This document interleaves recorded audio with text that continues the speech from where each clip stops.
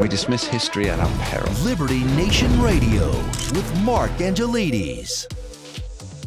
According to one Arizona professor, Mozart and Beethoven are systemically oppressive.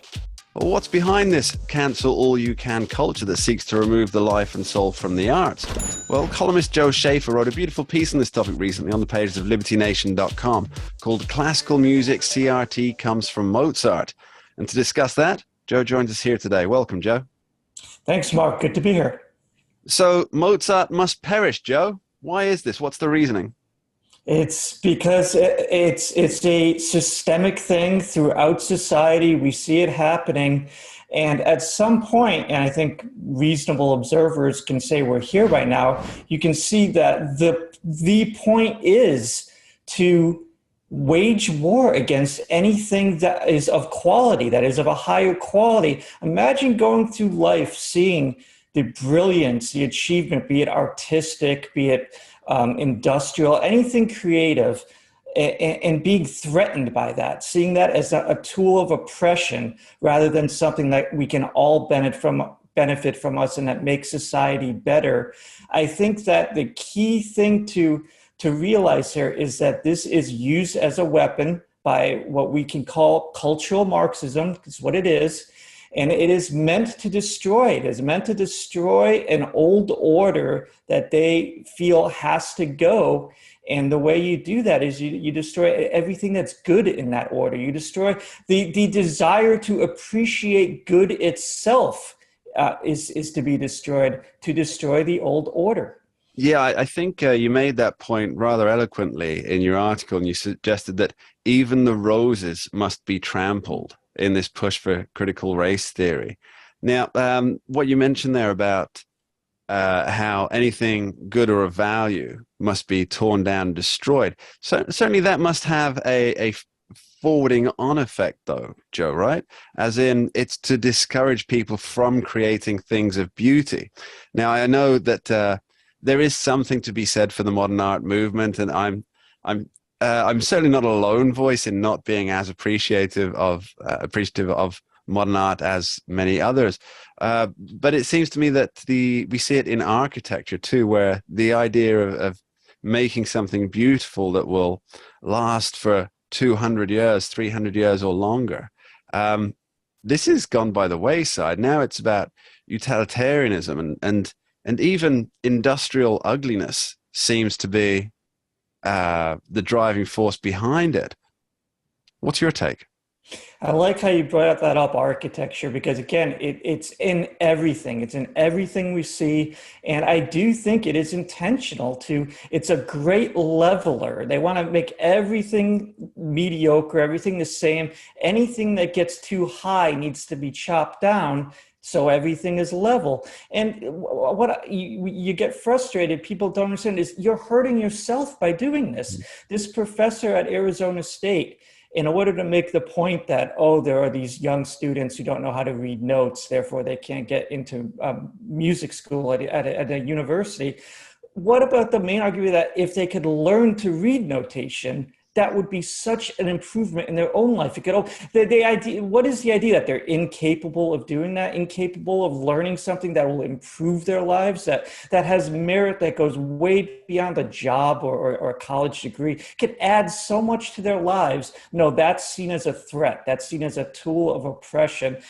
Yeah, I think with this professor saying that the ability to read musical notation is a hindrance. I can't believe that she's a professor here. Now, I'm a musician. I play a range of instruments. And one area that I always wish I were better at was being able to read musical notation. I mean, I can read it, but to be able to read it better and more fluidly. But to me, it seems like what they're doing by cutting this integral part of the musical system out is they're stopping people being able to transmit the music on. So, for example, if you write a piece of music, how do you teach somebody else to play that piece of music? I mean, how do you create something that can last into the future? For example, if we find a a 300-year-old piece of music today, if we find a piece of parchment with music written on today, we can play it because we understand the notational system, the same way that we can read a book that's written in the language that we speak. But if people aren't learning how to use the notation system, then surely that's breaking apart communication between the past and the future. Yeah, I mean, what you just said is a beautiful blueprint to follow if you want to destroy an old existing order. Cut people off from their heritage, cut people off from that which elevated a civilization. If you want to get rid of the civilization, the first thing to go after is anything great in that civilization. Knock it down, destroy it, trample the flowers. It's a very potent weapon. And so when people say, oh, why are movies so bad today? Or why is, music so bad today? I think the lack of quality is part of the plan. It is a deliberate plan. When Disney movies are terrible, that's part of it. They want them to be terrible. They don't want to create great art that would be steeped in a civilization that they don't believe in, the values that they don't follow. And it's interesting that you say that you're a musician and you can appreciate it. I'm not a musician, but I look at it as sort of, I think it's important to like good things. So, for example, I'm a sports fan. I love sports. I'm not a good athlete. It would never occur to me to be like, wow, Mickey Mantle is one of the greatest baseball players ever. He could run, hit, throw. He was spectacular, hit for power. I should hate him because I can't do the things Mickey Mantle does. What a poverty. You're missing out on this great athlete. Enjoy him, appreciate him, It adds quality to your own life. And I liked how the part where I wrote at the end, it's like saying about Thomas Edison inventing the light bulb, hating him so much that you'd rather be in the dark. That's what these people are doing. And they want us all to be in the dark. And that's the problem. And I feel it most for the younger generation, the people who weren't brought up to appreciate quality. It's not their fault, but they are missing out on so much. And that's when I talk about cultural Marxism, what they are doing to young people and just denying them the things that you and I took for granted growing up as the things that make life better. It's a terrible, terrible thing that's happening throughout the West today. Let's get into the weeds a little bit on critical race theory, and I guess more specifically cultural Marxism, as you say, which is the driving force behind it, or so it seems. Who's still pushing this? Because it has become apparent there are activist groups working against CRT being in classrooms. There are high-level politicians talking about cultural Marxism on a daily basis. So who's still pushing this? It's institutionalized power. You talk about the march to the institutions where they took over academia. They're dominating the halls of corporate power now in these big centralized monolithic companies. Even in healthcare, you have medical like the AMA, the ones who organizations of medical are just controlled by this wokeness. And so you control all these organizations, you control all these authority figures. And I think this is a crucial point that I'm going to keep saying, you target the youth, you create a new normal. And so for somebody, that January 6th protester who was just sentenced to 7 years in jail frightens the heck out of me. His own son testified against him. His own son was so steeped in this anti-Trump, insurrectionist, woke narrative that he testified against his father, wanted his father to be punished severely. His father's going to jail for 7 years. We talk about the divides, left, right, it's two different countries, but we don't talk about generational divides. These young people, they don't see America. They don't see the West. They don't see things. Again, I say, it's not their fault. They've been brought up in an entirely different upbringing than really, like I said, anyone who was born before 1980, maybe 1985.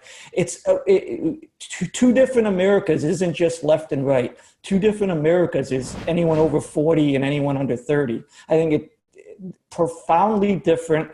And that's who they're targeting with these CRT musics, these woke films, all of it, the video games. It is a systematic assault on this younger generation. We can laugh at it. It's really not aimed at us. It's aimed at them. Cultural Marxism, heralding in the new dark ages for the masses. Joe Schaefer, thank you ever so much. Thank you. And that's almost it for this edition of Liberty Nation Radio here on the Radio America Network.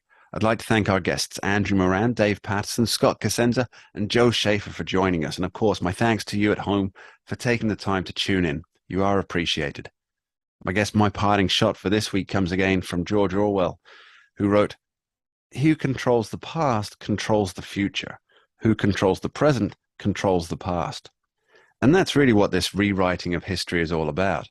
By changing the past, as in the definition of words, the powers that be will be able to tell you that despite your real experience, that you were wrong. And they will hearken back to the fictionalized past to claim the future. And that, well, that way lies naught but tyranny. And that should be avoided at all costs. Thank you for listening. We dismiss history at our peril. Liberty Nation Radio with Mark Angelides. We're doing it for real, really real. Liberty Nation. And Jeff Charles, contributor for LibertyNation.com. I think we're starting to make an impact. Liberty style, fight for freedom. Daily tracking poll sponsored by Liberty Nation for Thursday. Mentioned by Dan Bongino, Rasmussen, Jordan Peterson, and I others. can do it again if you want me to. Cited in Mark Levin's American Marxism. I think we're starting to make a really big impact. Get noticed. We're doing it. Rock on. I'm gone.